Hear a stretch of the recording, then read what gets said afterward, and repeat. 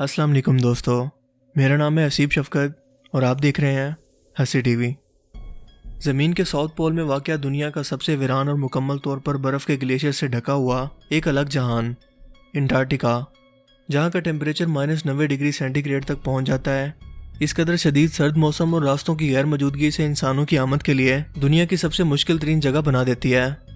Antarctica back वक्त एक जजीरा भी है और मुल्क भी। ये दो हिस्सों यानी मशरकी और मगरबी अंटार्कटिका में तकसीम है और दुनिया का 5वां सबसे बड़ा और ठंडा तरीन जजीरा है जो किसी की भी मलकियत नहीं है। सो अगर आप यहाँ कब्जा करना चाहते हैं तो यू आर मोस्ट वेलकम। बर्फ़ की सैरत अंगेज़ दुनिया में बहुत से ऐसे राज दफन हैं जिनके बारे में इंसान कुछ भी नहीं जानते।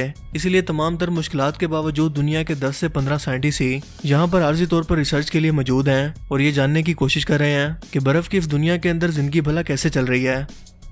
यहाँ कोई टाइम जोन मौजूद नहीं है और हमारी पूरी ज़मीन का तकरीबन 75% फ्रेश वाटर यहाँ पर मौजूद है। इसके अलावा कुछ समुद्री मखलूक़ात जिन्होंने अपने आसपास के माहौल और टेम्परेचर को अडॉप्ट कर लिया है, दुनिया में सिर्फ अंटार्कटिका में ही मिलती हैं।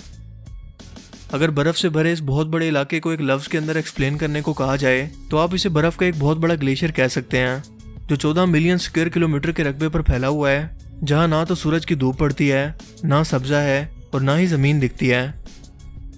दोस्तों, आपने अंटार्कटिका के बारे में बहुत बार सुना होगा या फिर इंटरनेट पर बहुत बार इसके बारे में पढ़ा होगा या देखा होगा, लेकिन शायद आपको सुनकर यकीन ना आए, लेकिन अंटार्कटिका में बर्फ़ और पेंगुइन के अलावा कई ऐसी पुरस्कार मखलूक़ात और राज मौजूद हैं जिनके बारे में होने वाली डिस्कवरीज यकीनन आपको चौंका कर रख देंगी।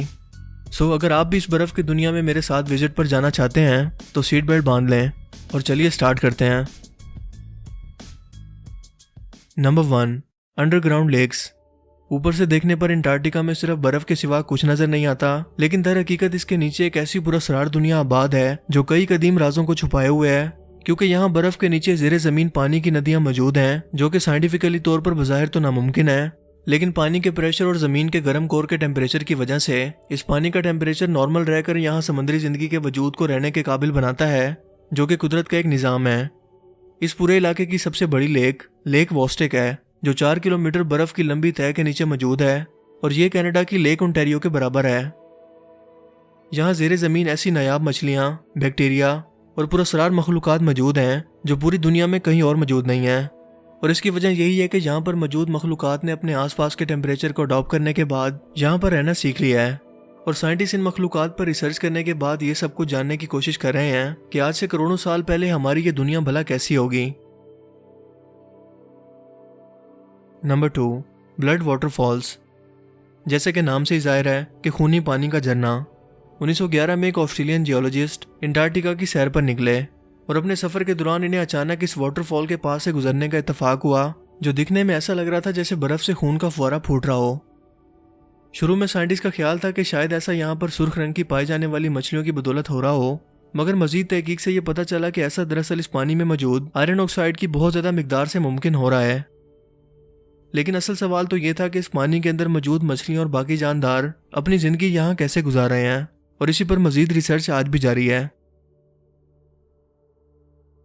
Number 3, singing mountains.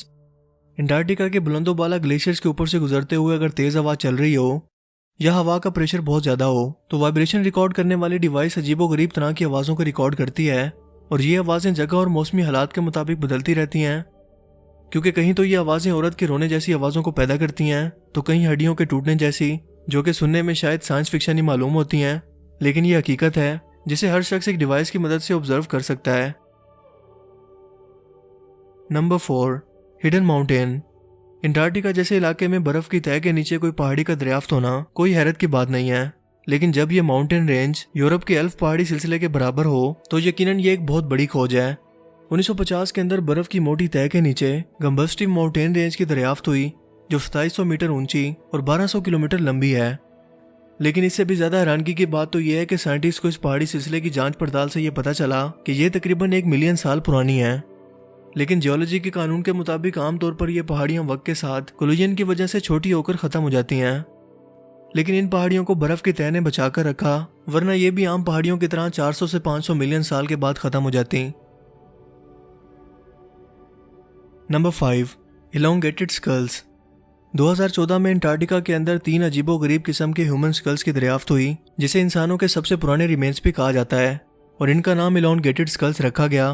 ये माथे से ऊपर की तरफ को बहुत ज़्यादा लंबे हैं और ऐसा करना दर हकीकत कदीम तहजीबों और कबीलों में रिवाज था और ये जानबूझकर अपने कबीले के लोगों के सरों को ठोककर या दबाकर लंबा करते थे। बिल्कुल इसी तरह के स्कल्स पेरू और मिस्र में भी दरियाफ्त हुए हैं, जो इस बात का सबूत है कि एक वक्त के अंदर अफ्रीका, साउथ अफ्रीका और अंटार्कटिका एक साथ मिले हुए थे, जिसे हम पेंजिया के नाम से जानते हैं। लेकिन बाद में ज़मीनी प्लेटों की हरकत की वजह से यानी कॉन्टिनेंटल ड्रिफ्ट की वजह से ये तीनों जजीरे अलग हो गए और आज भी एक दूसरे से मजीद दूर हो रहे हैं। Martian meteoroid. दुनिया के तकरीबन 90% मेट्रॉइड्स यानी खलाई अजसाम की बाकियात सिर्फ अंटार्कटिका में मिली हैं और एक अंदाजे के मुताबिक यहाँ साइंटिस्ट को तकरीबन 10,000 के करीब मेट्रॉइड्स बिल्कुल सही सलामत हालत में मिले हैं, जो कई सौ साल पुराने हैं। लेकिन सन 2002 में आलू के साइज का एक बहुत बड़ा मेट्रॉइड साइंटिस्ट के हाथ लगा और तहकीक से पता चला कि यह मार्स की सरजमीन से आया है। इस पर कुछ अजीबोगरीब माइक्रो ऑर्गेनिज्म जानदार भी पाए गए, जिससे बहुत हद तक साइंटिस्ट को यह अंदाजा हुआ कि मार्स की सरजमीन पर पानी या जिंदगी का वजूद किसी तरह से मुमकिन हो सकता है। और ये सब कुछ इस वजह से मुमकिन हुआ क्योंकि अंटार्कटिका की सरजमीन बर्फ की तह के अंदर इसे छुपाकर कई सौ साल तक महफूज रख पाई। Number 7, fossils of dinosaur. Antarctica में बर्फ के दरमियान फंसे तकरीबन 71 मिलियन साल पुराने डायनासोर के फॉसिल मिले।